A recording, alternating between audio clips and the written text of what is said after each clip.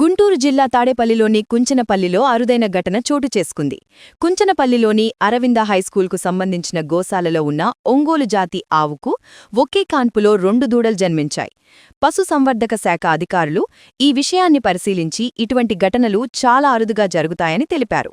ప్రస్తుతం 2 దూడలు ఆరోగ్యంగా ఉన్నట్లు చెప్పారు. ఒకే కాన్పులో పుట్టిన ఈ అరుదైన దూడలను చూసేందుకు గ్రామస్తులు క్యూ కట్టారు. ఈ సందర్భంగా గోశాల సంరక్షకుడు శంకర్రెడ్డి మాట్లాడుతూ 2 దూడలకు జన్మనిచ్చిన ఆవు తమ గోశాలలోనే పుట్టి అక్కడే పెరిగిందని, గత 20 సంవత్సరాల నుంచి ఈ గోశాలను నడుపుతున్నామని, తమ ఆవుకు ఒకే కాన్పులో 2 ఆవుదూడలు పుట్టడం సంతోషకరంగా, ఆశ్చర్యంగా ఉందని శంకర్రెడ్డి తెలిపారు. నా పేరు శంకర్రెడ్డి అండి. నేను ఇక్కడ అరవింద స్కూల్ తరఫున గోశాల నిర్వహిస్తూ ఉంటాము.